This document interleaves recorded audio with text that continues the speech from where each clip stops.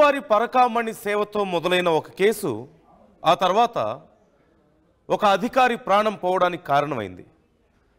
ఆంధ్రప్రదేశ్లో అధికార ప్రతిపక్షాలు ఒకరి మీద ఒకరు విమర్శలు చేసుకుంటూ మరొక పార్టీ అసలు క్రెడిట్ మాదే ఈ కేసుతో అని చెప్పుకునే పరిస్థితి వరకు వెళ్ళింది.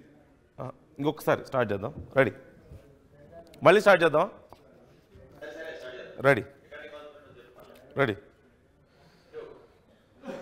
శ్రీవారి పరకామణి సేవతో మొదలైన ఒక విషయం, ఒక కేసు ఆ తర్వాత ఒక అధికారి ప్రాణం పోవడానికి కారణమైంది. అలాగే ఏపీలో అధికార ప్రతిపక్షాలు ఒకరి మీద ఒకరు విమర్శలు చేసుకుంటూ తప్పు మీదంటే మీది అని చెప్పుకునే స్థాయి వరకు వెళ్ళింది. ఇప్పుడు అసలు ఆ అధికారి ప్రాణం తీసింది ఎవరు? ఈ కేసులో ఎవరెవరు ఇన్వాల్వ్మెంట్ ఉంది? అసలు పార్టీలకేం సంబంధం? శ్రీవారి పరకామణి సేవలో జరిగిన ఒక చిన్న దొంగతనానికి పార్టీలకి ఏం సంబంధం? ఇవన్నీ మనం మాట్లాడుకోవాల్సిన అంశాలు.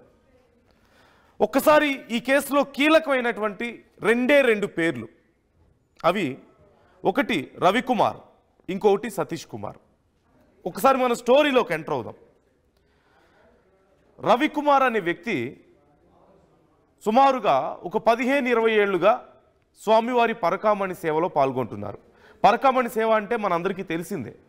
స్వామివారికి భక్తులు ఇచ్చినటువంటి కానుకల్ని, డబ్బులు కానీ లేదంటే బంగారం కానీ ఇవన్నీ ఉంటాయి కదా, వాటిని లెక్కించేటువంటి సేవ.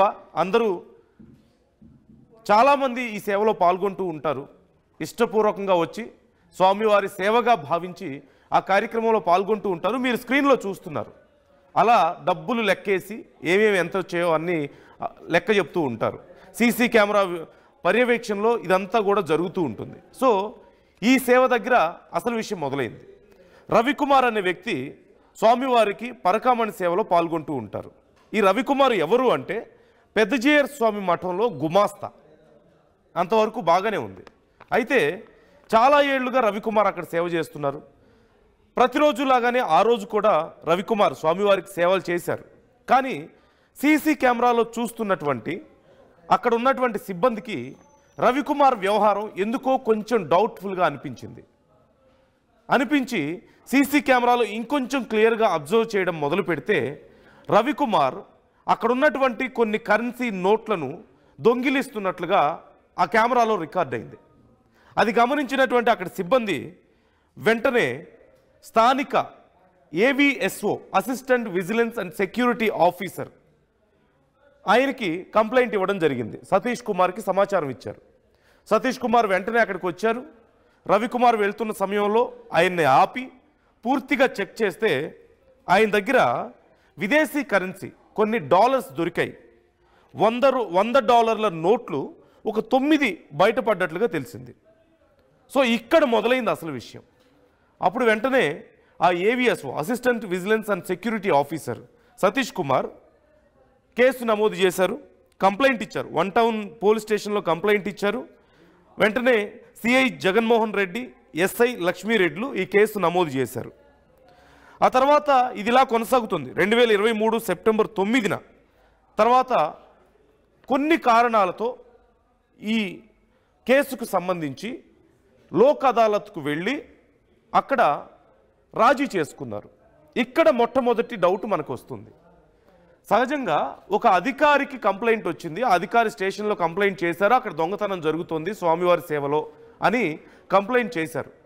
కంప్లైంట్ చేసినప్పుడు విచారణ చేసి ఆ రవికుమార్ అనే వ్యక్తిని విచారించి ఇప్పుడే దొంగతనం చేశాడా, ఇంతకు ముందు నుంచి కూడా దొంగతనం చేస్తూ ఉన్నాడా అని అన్ని సీసీ కెమెరాల విజువల్స్ పరిశీలించి అతని ఇంటికి వెళ్ళి అతను ఎప్పుడెప్పుడు ఎంతెంత దొంగతనం చేశాడో, మరి ఎన్ని ఆస్తులు కూడబెట్టాడో, కేవలం గుమాస్తా మాత్రమే.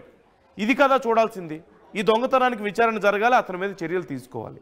అది కాకుండా దొంగతో ఎవరైనా ఎందుకు రాజీ కుదుర్చుకుంటారో ఒక అధికారి?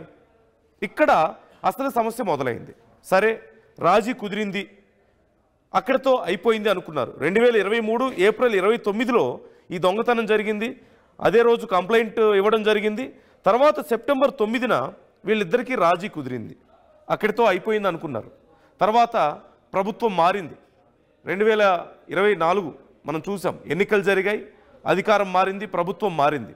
ఆ తర్వాత మాచర్ల శ్రీనివాస్ అనే ఒక భక్తుడు ఈ కేసుకు సంబంధించి మరొకసారి కంప్లైంట్ ఇచ్చాడు. కోర్టుకు వెళ్ళాడు, పిటిషన్ వేశాడు. ఇదిగో ఇక్కడ ఇలా దొంగతనం జరిగింది, కానీ ఇంకా చాలా పెద్ద ఎత్తున ఏదో జరిగింది, దీన్ని బయటకు తీయండి అని చెప్పేసి అడిగాడు. అడిగితే అతను పిటిషన్ వేసిన తర్వాత 8 నెలల పాటు ఆ పిటిషన్ విచారణకి రాలేదట. కొంతమంది కావాలని అడ్డుకున్నారు అని శ్రీనివాస్ చెప్తున్నాడు. ఆ అడ్డుకున్నది ఎవరు అనేది కూడా ఇక్కడ తేలాల్సిన విషయం. ఇక్కడ మరొక విషయం కూడా ఉంది, అది నేను మీకు లాస్ట్లో చెప్పే ప్రయత్నం చేస్తాను. ఆ తర్వాత వెంటనే కోర్టు విచారణకు వచ్చిన తర్వాత కోర్టు దీనికి సంబంధించి విచారించండి అని సిఐడికి ఈ కేసును అప్పగించింది. సిఐడి విచారణ చేయడం మొదలుపెట్టింది. పద్మావతి గెస్ట్ హౌస్లో సిఐడి కార్యాలయాన్ని ఏర్పాటు చేసుకొని తాత్కాలికంగా తిరుపతిలోనే ఈ కేసుకు సంబంధించి విచారణ చేయడం మొదలుపెట్టింది. సతీష్ కుమార్ను, ఎవరైతే అధికారి ఉన్నారో సతీష్ కుమార్ను సిఐడి చీఫ్ రవిశంకర్ అయ్యర్ ఒకసారి విచారించారు కూడా. ఈ విచారణలో చాలా విషయాలు బయటకు వచ్చినట్లుగా తెలుస్తోంది. ఏ విషయాలు అనేది కూడా మనం మాట్లాడుకుందాం. ఆ తర్వాత మళ్ళీ 14వ తారీఖున విచారణకు రావాల్సి ఉంది. ఈ నెలలోనే రావాల్సి ఉన్న సమయంలో విచారణ కోసం 14న రాయలసీమ ఎక్స్ప్రెస్ బోగి నంబర్ A1లో బెర్త్ నంబర్ 29లో సతీష్ కుమార్ బయలుదేరాడు వాళ్ళ ఊరు నుంచి. బయలుదేరిన సమయంలో ఉదయానికి ఒక న్యూస్ వచ్చింది. ఏమని? సతీష్ కుమార్ ప్రాణాలు కోల్పోయాడు, ట్రైన్లో నుంచి కింద పడిపోయి ఉన్నాడు అని చెప్పేసి. అక్కడ స్థానికంగా రైల్వే ట్రాక్ దగ్గర పనిచేసే సిబ్బంది కంప్లైంట్ ఇచ్చారు. పోలీసులు వెళ్ళి చూస్తే సతీష్ కుమార్గా గుర్తించారు. విచారణకు వెళ్తున్న వ్యక్తి ఇలా ప్రాణాలు కోల్పోవడం ఏంటి అని విచారణ మొదలు పెడితే అతను కేవలం ట్రైన్లో నుంచి పడిపోలేదు, ఎవరో అతని తల మీద బలమైన ఆయుధంతో కొట్టి ట్రైన్లోంచి తోసేశారు, దానివల్ల అతను ప్రాణాలు కోల్పోయాడు అంటూ ఆ విచారణలో తేలింది. విచారణలో తేలితే అక్కడి నుంచి ఇక దీనికి సంబంధించి పెద్ద గొడవ మొదలైంది. అసలు రవికుమార్ని ఎవరు ఇలా చేసుంటారు, సతీష్ కుమార్ని ఇలా ఎవరు చేసుంటారు, ఎవరు కొట్టి ట్రైన్లోంచి తోసుంటారు అనే దగ్గర మొదలైనటువంటి ప్రశ్న. ఈ ఘటన జరిగింది ఎప్పుడు? రాత్రి 1 గంట, అంటే ఉదయం ఎర్లీ మార్నింగ్ 12 దాటిన తర్వాత 1 గంట 45 నిమిషాల నుంచి 2 గంటల 30 నిమిషాల మధ్యలో ఇది జరిగినట్లుగా తెలుస్తోంది. మొదట్లో ఇది అనుకోకుండా పడిపోయి జరిగినటువంటి ప్రాణాలు కోల్పోయినటువంటి కేసుగా అనుకున్నారు. ఆ తర్వాత అనుమానాస్పద కేసుగా నమోదు చేసుకున్నారు. ఆ తర్వాత విచారణలో అతన్ని ఎవరో కొట్టి ప్రాణాలు తీశారు అనేది కన్ఫర్మ్ చేశారు. అయితే ఇక్కడ ఇప్పుడు మనకి కొన్ని కీలకమైన విషయాలు తెలియాలి. అందులో మొదటిది 15-20 ఏళ్లుగా రవికుమార్ అక్కడ సేవ చేస్తున్నాడు. అతను పెద్ద జీయర్ స్వామి దగ్గర ఒక గుమాస్తాగా పనిచేస్తున్నాడు. పెద్ద జీయర్ స్వామి మఠంలో గుమాస్తాగా పనిచేస్తున్నాడు. అయితే అతని ఆస్తుల వివరాలు సేకరించాలి అని కోర్టు చెప్పినప్పుడు ఏసీబీ వెళ్తే అతనికి భారీగా ఆస్తులు ఉన్నట్లుగా తెలిసింది. ఒక గుమాస్తాకి ఇంత ఆస్తులు ఎక్కడి నుంచి వచ్చాయి అనేది చాలా కీలకమైనటువంటి అంశంగా ఇక్కడ మారింది. అట్ ద సేమ్ టైం మరి సతీష్ కుమార్ని అసలు ఎవరు ఇలా చేశారు, అతని ప్రాణాలు తీసింది ఎవరు, ఎవరికి అవసరం ఉంది, అసలు కేసు ముందు అదాలత్లో ఎందుకు రాజీ కుదిరింది, ఆ తర్వాత ఈ కేసు మరొక భక్తుడు పిటిషన్ వేయడంతో తెర మీదకు వచ్చింది. కానీ ఇప్పుడు ఎవరు సతీష్ కుమార్ ప్రాణాలు తీశారు? దీనికి అధికార ప్రతిపక్షాలు వైసీపీ, టీడీపీ రెండూ కూడా ఒకరి మీద ఒకరు విమర్శలు ఎందుకు చేసుకుంటున్నారు? ఎక్కడో టెంపుల్లో ఒక దొంగతనం జరిగింది, దాన్ని విచారిస్తున్న అధికారి ప్రాణాలు పోయాయి. ఇక్కడ ఎవరు ప్రాణాలు తీశారనే తెలియాలి. ఆ దొంగతనం ఎప్పటి నుంచి జరుగుతుంది, ఎంత దొంగతనం చేశాడనే తెలియాలి. దానికి పార్టీలకి సంబంధం ఏంటి? సో ఇంత పెద్ద గందరగోళానికి అసలు కారణం ఏంటి? ఇప్పుడు మనం ఇవి మాట్లాడుకోవాలి. మీకు ఆల్రెడీ జరిగిన స్టోరీ నేను ఒకసారి చెప్పాను కాబట్టి ఇప్పుడు కొన్ని ప్రశ్నలు చూద్దాం. ఒకసారి నా వెనక మీకు చూపించే ప్రయత్నం చేస్తాను. ఇక్కడ కొన్ని కీలకమైన అంశాలు చూడాలి. అయితే ఇక్కడ మరొక విషయం, ఈ సతీష్ కుమార్ అనేటువంటి అధికారికి చాలా ట్రాక్ రికార్డు ఉంది. ఒక కానిస్టేబుల్గా తన జీవితాన్ని మొదలుపెట్టి ఏఎస్ఐగా, ఎస్ఐగా పదోన్నతులు పొంది ఆ తర్వాత చాలా ప్రాంతాల్లో ఆయన ఉద్యోగం చేసినటువంటి వ్యక్తి. ఒక మంచి ఆఫీసర్గా ఆయనకి పేరుంది. మరి అలాంటి ఆఫీసర్ నాకు ఈ కేసులో ప్రాణహాని ఉంది అని ఇంట్లో వాళ్ళకి చెప్పినట్లుగా తెలుస్తోంది. ప్రాణాలు కోల్పోవడానికి ముందు కేవలం ఒక $900 విదేశీ కరెన్సీ కోసం అతని ప్రాణాలు తీయాల్సినంత అవసరం ఎవరికి వస్తుంది? సో ఇలా అనేక ప్రశ్నలు వస్తున్నాయి. ఒక్కసారి ఆ ప్రశ్నలు, ఈ కేసుకు సంబంధించి కీలకమైనటువంటి కొన్ని ప్రశ్నలు నేను మీకు చూపించే ప్రయత్నం చేస్తాను. ఇదిగో ఇక్కడ మనకి ముందుగా మనం చూద్దాం. సతీష్ కుమార్ను ఎందుకు ఇలా ప్రాణాలు తీయాల్సి వచ్చింది? ఇది మొట్టమొదటి క్వశ్చన్. సతీష్ కుమార్ ప్రాణాలు ఎందుకు తీయాలి? ఒక అధికారి తన పని తాను చేశాడు. ఒక అధికారి తన పని తాను చేస్తే ఎవరు అతన్ని ప్రాణాలు తీశారు? కేవలం $900 నోట్ల కోసం, అంటే $900 దానికోసం అతని ఒక అధికారి ప్రాణాలు తీస్తారా? అంటే అది కేవలం ఈ $900కే పరిమితమై ఉందా? ఇంకా పెద్ద ఎత్తున దీని వెనక ఏదో స్కామ్ జరిగిందా? టీడీపీ ఏమో వైసీపీ హయాంలోనే ఇదంతా జరిగింది, వాళ్ళ ప్రమేయం ఉందని చెప్తున్నారు. ఇప్పుడు వైసీపీ వాళ్ళేమో అతను 15-20 ఏళ్ళుగా ఇక్కడ దొంగతనాలకు పాల్పడుతున్నారు, మరి టీడీపీ చంద్రబాబు ఏం చేస్తున్నారు అంటున్నారు. అసలు పార్టీలు ఎందుకు వచ్చాయి మధ్యలో? ఒక గుళ్ళో ఒక దొంగతనం చేసిన వ్యక్తికి పార్టీలకి సంబంధం ఏంటి? ఏం జరుగుతుంది అసలు? ఇవి చాలా కీలకమైనటువంటి అంశాలు. మరొకటి, సతీష్ కుమార్ను తల వెనక బలంగా కొడితే అతని తల పగిలిపోయి బ్రెయిన్ కూడా బయటకు వచ్చినట్లుగా తెలుస్తోంది. ఆ తర్వాత ట్రైన్లోంచి బయటకు నెట్టారు. ఎవరు చేశారు? ఎందుకు చేశారు ఇదంతా? ఇక్కడ చాలా కీలకమైనటువంటి ప్రశ్న. నెక్స్ట్ క్వశ్చన్ చూద్దాం. సతీష్ను అర్ధరాత్రి ఫాలో అయింది ఎవరు? సతీష్ కుమార్ కొంచెం డిస్కంఫర్ట్గా ఉంది అని కూడా అధికారులకు అంతకుముందే చెప్పినట్లుగా తెలుస్తోంది. కుటుంబ సభ్యులకు కూడా చెప్పారట, నా ప్రాణహాని ఉంది, నాకు ఎవరైనా నా ప్రాణాలు తీస్తారేమో అని. ఇంత చిన్న దొంగతనం కేసులో ప్రాణాలు తీసే స్థాయికి ఎవరు వెళ్ళారు?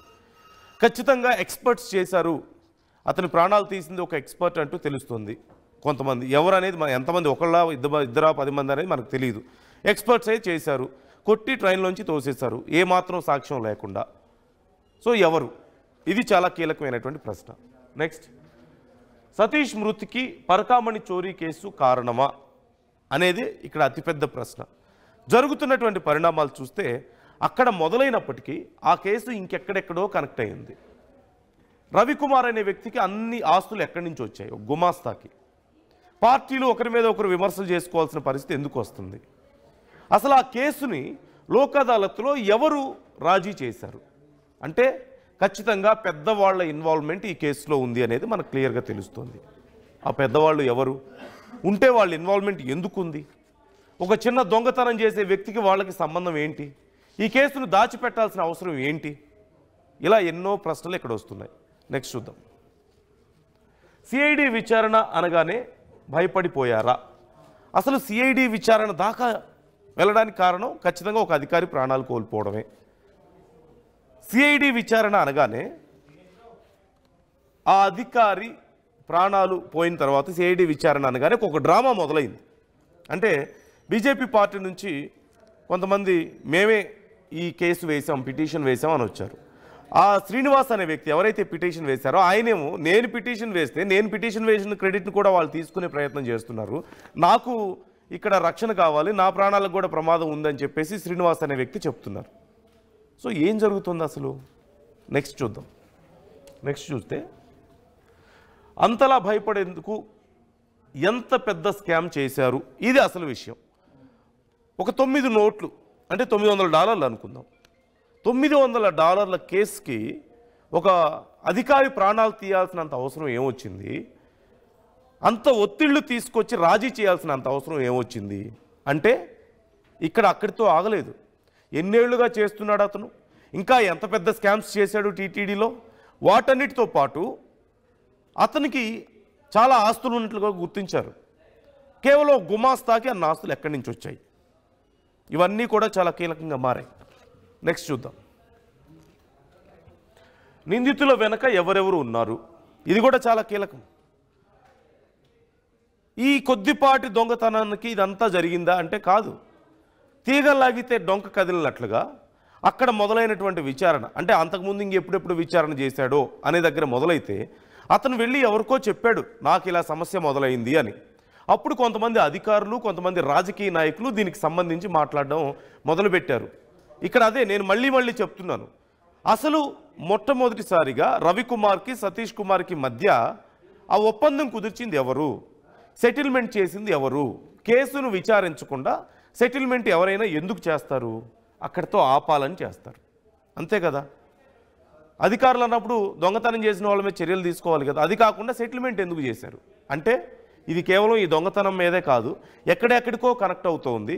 ఇప్పుడు పార్టీల మధ్యలో డ్రామా చూస్తుంటే మనకు అదే అర్థమవుతుంది. నెక్స్ట్ చూద్దాం. రవికుమార్ను రెడ్ హ్యాండెడ్గా పట్టుకున్న సతీష్ ఎందుకు రాజీ పడ్డాడు? ఇదే అతిపెద్ద కీలకమైన ప్రశ్న. సరే, అవతల నుంచి ప్రెషర్ చేశారు, కానీ అన్నేళ్ల ఎక్స్పీరియన్స్, ఒక కానిస్టేబుల్ స్థాయి నుంచి ఎస్ఐగా ఎదిగి ఎస్ఐగా ఎన్నో ప్రాంతాల్లో సేవలు అందించినటువంటి, సర్వీస్ చేసినటువంటి సతీష్ కుమార్ అనే ఒక ఆఫీసర్ ఎందుకు రాజీ పడతాడు? అంటే ఎవరైనా దొంగతనం చేస్తే వాళ్ళతో రాజీ ఎవరైనా ఏ అధికారైనా ఎందుకు పడతాడు? అతని మీద చర్యలు కదా తీసుకోవాల్సింది. అది కాకుండా ఎందుకు రాజీ పడ్డాడు? ఇక్కడ చాలా విపరీతమైన ఒత్తిళ్లు ఉన్నాయి, చాలా ప్రెషర్స్ ఉన్నాయి, చాలామంది భయపెట్టారు, రాజకీయ ఒత్తిళ్లు ఉన్నాయి, అధికారుల నుంచి కూడా ఉన్నట్లుగా తెలుస్తోంది. ఆ టీటీడీలో ఉన్నటువంటి అధికారులు రాజకీయ పార్టీలకు చెందిన కొంతమంది ఒత్తిళ్లకు గురి చేశారు. వాళ్ళు ఎవరు? ఆ ఒత్తిళ్ల వల్లనే ఇక్కడ కాంప్రమైజ్ జరగాల్సి వచ్చింది అనేది తెలుస్తోంది. సో వాళ్ళు ఎవరు అనేది కూడా తెలియాలి. నెక్స్ట్, సతీష్ను భయపెట్టి రాజీ కుదిర్చారా? ఖచ్చితంగా భయపెట్టి రాజీ కుదిర్చారని తెలుసు. లేదంటే ఏ అధికారైనా ఎందుకు రాజీ కుదుర్చుకుంటారు అనేదే ఇక్కడ అతిపెద్ద ప్రశ్న. ఏ అధికారైనా రాజీ ఎందుకు కుదుర్చుకుంటారు? సో రాజీ కుదుర్చుకున్నారు అంటే భయపెట్టారు. అసలు ముందే రాజీ పడే మనస్తత్వం అయితే, ముందే ఏదైనా డబ్బులకు లొంగిపోయే మనస్తత్వం ఇంకేదన్నా అయితే అసలు కేసు పెట్టరు కదా. కేసు పెట్టిన తర్వాత విచారణ జరుగుతున్నప్పుడు కూడా ఎందుకు హాజరవుతారు? విచారణ హాజరయ్యారుగా, సిఐడి విచారణ జరిగిందిగా. అంత పెద్ద సిఐడి విచారణ దాకా వెళ్ళి అక్కడ హాజరయ్యారంటే రాజీ పడే వ్యక్తి కాదు, కానీ ఎవరో భయపెట్టారు ముందే. అందుకే అప్పుడు వారిద్దరి మధ్యలో ఈ ఒప్పందం కుదిరింది. నెక్స్ట్ చూద్దాం. సతీష్ ఎక్కిన రైలు బెర్త్ నంబర్ ఎవరెవరికి తెలుసు? సో అసలు సతీష్ ఎక్కడికి వెళ్తున్నాడు, విచారణకు ఆ రోజు హాజరవుతున్నారనే తెలుసు, కానీ సతీష్ పలానా బెర్త్లో పలానా సీట్లో కూర్చున్నాడని ఎలా తెలుసు? అలా కూర్చున్న వ్యక్తి అందరి మధ్యలో అయితే ఈ దాడి జరగదు. ఖచ్చితంగా ఏ వాష్రూమ్కో వెళ్ళినప్పుడు కానీ, అలాంటి సమయంలో అలా పక్కకి వెళ్ళినప్పుడు వాష్రూమ్ పక్కన ప్లేస్ ఉంటుంది ట్రైన్లో, మనందరికీ తెలుసు.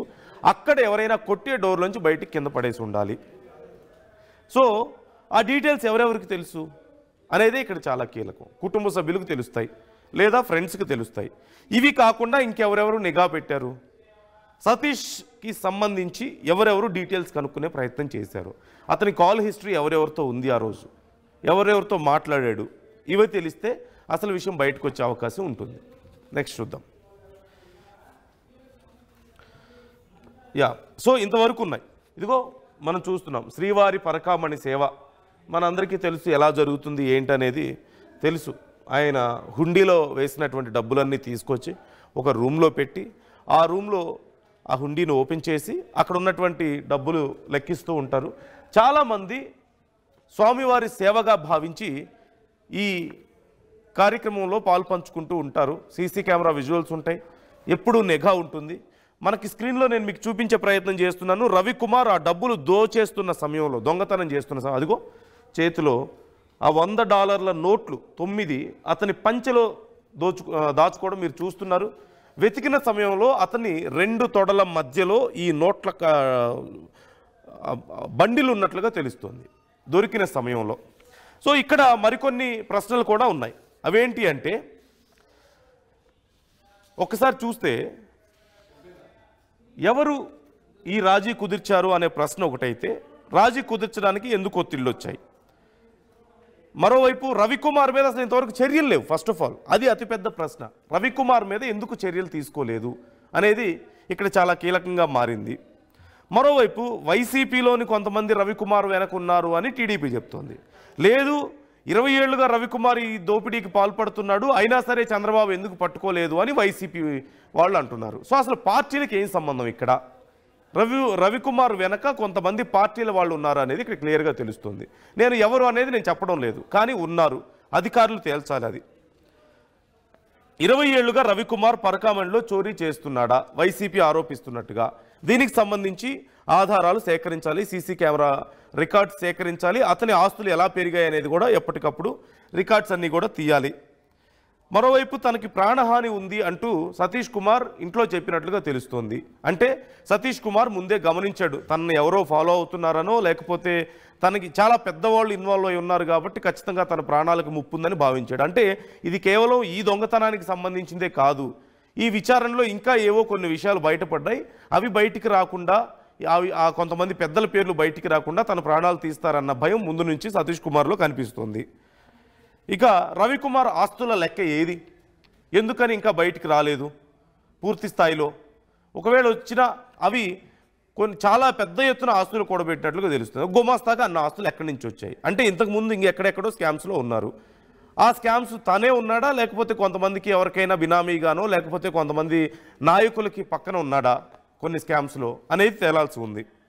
అలాగే పిటిషనర్ శ్రీనివాస్ మీద ఒత్తిళ్లు తెస్తుంది ఎవరు అనేది కూడా ఇక్కడ చాలా కీలకమైన ప్రశ్న. పిటిషనర్ శ్రీనివాస్ అనే వ్యక్తి పిటిషన్ వేశాడు. ఆ పిటిషన్ తర్వాతనే సుమారుగా ఈ కేసు అసలు మళ్ళీ మొదటికి వచ్చింది. కోర్టు ఆర్డర్స్ పాస్ చేసింది సిఐడి విచారణ చేయమని. సో శ్రీనివాస్ని కూడా కొంతమంది బెదిరిస్తున్నట్లుగా తెలుస్తుంది. వాళ్ళెవరు? వాళ్ళకి శ్రీనివాస్తో పాటు పిటిషనర్తో పాటు వీళ్ళందరికీ కూడా కోర్టు ఇప్పటికే రక్షణ కల్పించాలని చెప్పింది. మరి శ్రీనివాస్కి రక్షణ కల్పిస్తున్నారా లేదా? పిటిషన్ వేసిన 8 నెలలు విచారణకు రాకుండా ఎవరో అడ్డుకున్నారు అంటూ శ్రీనివాస్ చెప్తున్నాడు. ఇంతగా అడ్డుకున్నది ఎవరు? మరోవైపు ఒక బీజేపీ నాయకుడు తానే ఈ పిటిషన్ వేశానని చెప్పుకుంటున్నాడు, కానీ అసలు పిటిషన్ వేసింది నేను అంటున్నాడు శ్రీనివాస్. టీడీపీ వైసీపీ కొట్టుకుంటున్నాయి, ఓకే, మధ్యలో బీజేపీ ఎందుకు వచ్చింది? నిజంగానే బీజేపీ నాయకుడే పిటిషన్ వేశాడా? ఎవరు ముందు పిటిషన్ వేశారు? వేస్తే ఏ ఉద్దేశంతో వేశారు అనేది కూడా తెలియాలి మనకి. అంటే రాజకీయ పార్టీ నుంచి వేసినటువంటి పిటిషన్ ముందుందా, శ్రీనివాస్ వేసిన పిటిషన్ ముందుందా? శ్రీనివాస్ చెప్తున్నాడు క్లియర్గా, వాళ్ళు కావాలని క్రెడిట్ తీసుకునే ప్రయత్నం చేస్తున్నారు అని. సో ఇవన్నీ తేలాల్సినటువంటి ప్రశ్నలు, వీటన్నిటికీ సమాధానాలు రావాల్సినటువంటి ప్రశ్నలు. అధికారులు వీటికి ఎప్పటిలోగా సమాధానం చెప్తారు? ఇదంతా విన్న తర్వాత మీకేమనిపిస్తుంది? కామెంట్ చేసే ప్రయత్నం చేయండి. Local to global news at your finger tips. మీ చేతిలో ఒక ఆయుధం. Download Raa TV app. Media legend Ravi Prakash is back.